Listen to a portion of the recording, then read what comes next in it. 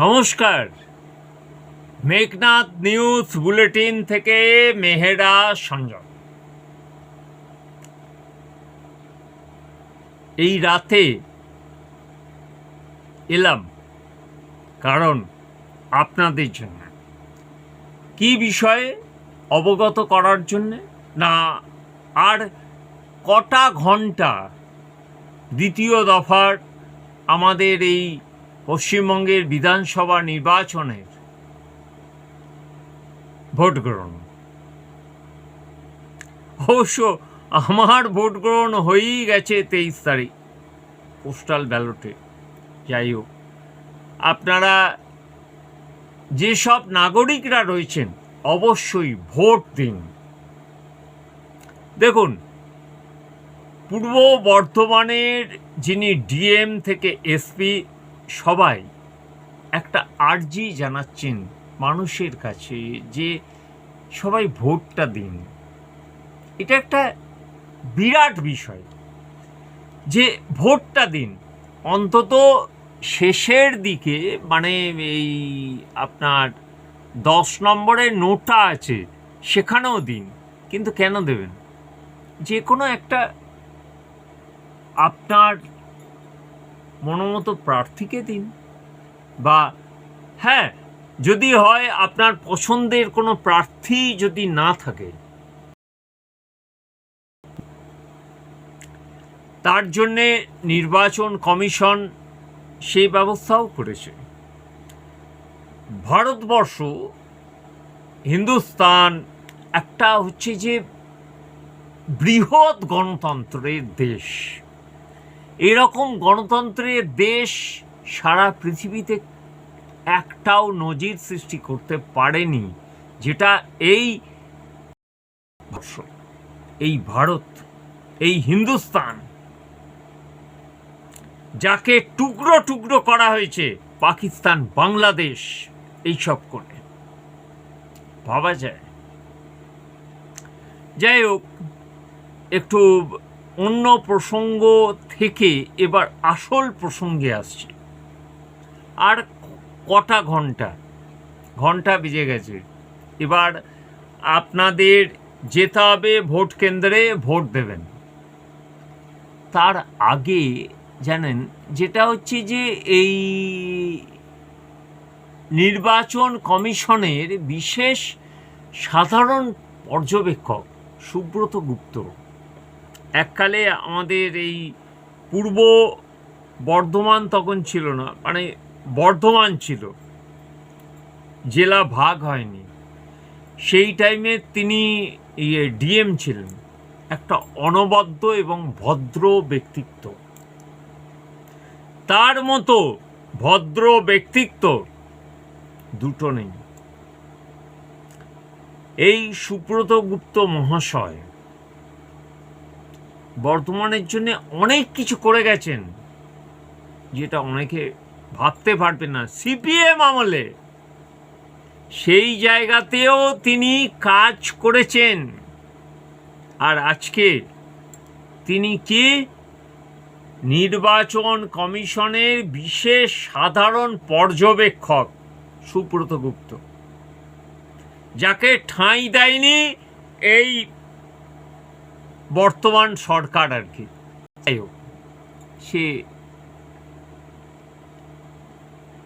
কি বিষয় সেগুলো হচ্ছে আলাদা বিষয়, এগুলো তাদের ভালোবাসার বিষয় আর কি।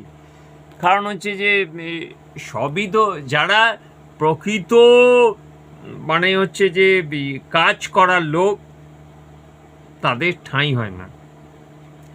যেমন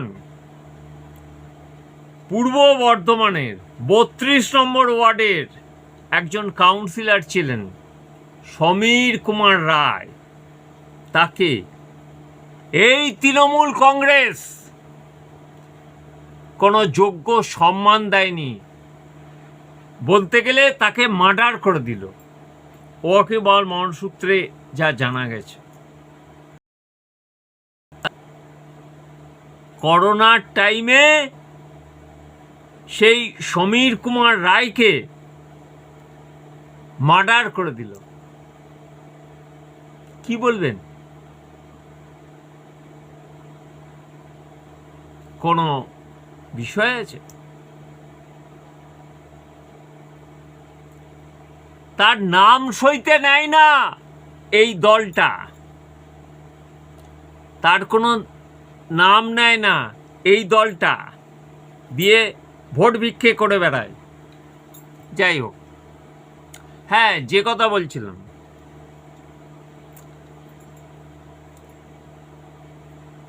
বিশেষ সাধারণ পর্যবেক্ষক তিনি কি বললেন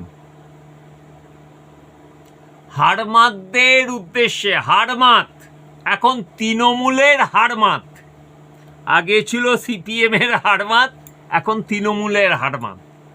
জেনে রাখুন, ফলস ভোটাররা এই অ্যাডভেঞ্চার আপনারা করবেন না। কেন না? ওয়েব ক্যামের ব্যবস্থা করা হয়েছে, সেইখানে যদি কেউ ফলস ভোট করেন, অন্যের হয়ে ভোট বা একাধিকবার ভোট করেন, তার ছবি ভিডিও ক্যামেরার মেমোরি চিপে থেকে যাবে। ভোট শেষ হবার পর তাকে আইডেন্টিফাই করে তার বিরুদ্ধে যা আইন আছে সেই আইনে মানে আইন যেটা, সেই আইনে 1 বছর জেল খাটতে হবে সেই হাড়মাতকে। যে কোনো রাজনৈতিক দলের হাড়মাতকে।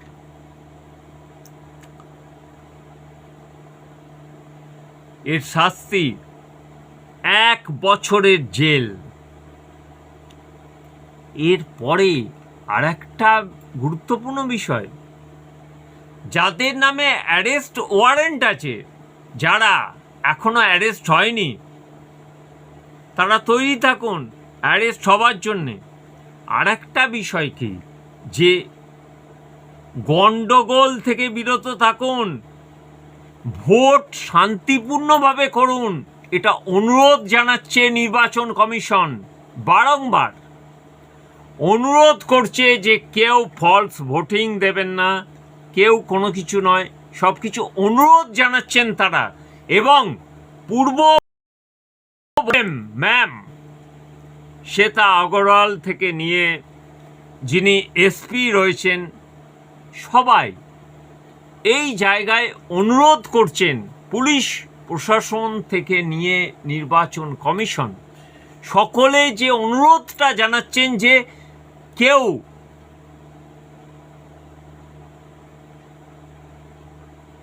ভায়োলেন্স করবেন না, শান্তিপূর্ণভাবে ভোট হোক, ছাপ্পা কেউ মারবেন না, তাহলে আইনানুগ ব্যবস্থা হবে। এটা তো বাস্তব কথা, এটা তো করা উচিত। ভারতবর্ষের যে গণতন্ত্র, সেই গণতন্ত্রকে তো রক্ষা করতে হবে, এবং প্রতিটা রাজনৈতিক দলের এটা কর্তব্য। কোনো রাজনৈতিক দল, ভারতবর্ষে যে কটা স্বীকৃত রাজনৈতিক দল রয়েছেন যারা ভোটে লড়ছেন, তারা কেউ কোথাও বলেছেন নাকি যে এই ছাপ্পা মারুন বা এই সব করুন?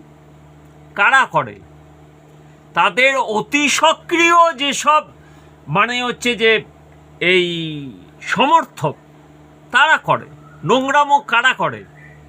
কোনো রাজনৈতিক দল কেউ বলবে না যারা পদে থাকেন যে তোমরা ছাপ্পা মারো, হিংসা করো, কখনোই বলে না কেউ। কারা করে? অতি সক্রিয় আর লুম্পেন বাহিনী, যাদের কাজই হচ্ছে ভোটের সময় সন্ত্রাস সৃষ্টি করা। তাদেরকে চাপকে ছাল ছাড়িয়ে নেওয়া উচিত এই লুম্পেন বাহিনীকে। এই যারা আমাদের এসছেন নির্বাচন কমিশনের পক্ষ থেকে, তারা তাদেরকে ধরুন আর গ্রেফতার করুন। পরিষ্কার শান্তিপূর্ণ ভোট হোক, কোনো রাজনৈতিক দল কি চায়? কোনো রাজনৈতিক দলের এজেন্ডা আছে নাকি যে এই সন্ত্রাসকরণ বা এই জায়গায় করুন? কোনো রাজনৈতিক দলের, যতগুলো স্বীকৃত রাজনৈতিক দল আছে, তারা কেউ কোনোদিন এই কথা বলেনি। অন্তত আমি আজকে 30 বছরের একজন সাংবাদিক, এরকম কোনো খবর নেই। কোনো রাজনৈতিক দল বলে না। পরিষ্কার বিষয়। কারা করে? অতি সক্রিয়, যাদের এই ভোট নিয়ে যারা লুম্পেনগিরি করে, এবং সেই সব রাজনৈতিক দলের কারা করছে সেগুলো দেখার কর্তব্য সেই সব রাজনৈতিক দলগুলোর। তারা তো কেস খাবেই, তারা তো অ্যারেস্ট হবে। তাহলে লজ্জা জাগবে না? সেই সব দলগুলো অ্যারেস্ট হবেই। যারা লুম্পেনগিরি করবে, ছাপ্পা ভোট দিতে যাবে, মানুষকে শাসাবে, প্রত্যেকে অ্যারেস্ট হবে। আর ক ঘন্টা চতুর্দিকে ঘুরে বেড়াচ্ছে সব জিনিস। আর নয় চমকানি ধমকানি, একে ভোট দাও, ওকে ভোট দাও, কিচ্ছু হবে না, কিচ্ছু নয়। ইভিএমে কেউ দেখতে পারবে না কে কাকে ভোট দিল। ওইসব ভ্রান্ত, যেখানে যে যা ছড়াচ্ছে সেও অ্যারেস্ট হবে। পরিষ্কার বিষয়। সুষ্ঠুভাবে ভোট দিন। ভোট প্রক্রিয়াটা যাতে দ্বিতীয় পর্যায়ে সুষ্ঠুভাবে হয়, এটা সবারই কাম্য, আপনার আমার। এবং আমরা সবাই এই পশ্চিমবঙ্গের নাগরিক, ভারতের নাগরিক। একটা জিনিস যেটা হচ্ছে যে ভোটটা হোক ভোটের মতো। প্রথম দফা এত সুন্দরভাবে হয়েছে, দ্বিতীয় দফাও এই সুন্দরভাবে হোক, অশান্তি যাতে না হয় সেই প্রচেষ্টার পক্ষে আমরা। আপনিও কি নেই?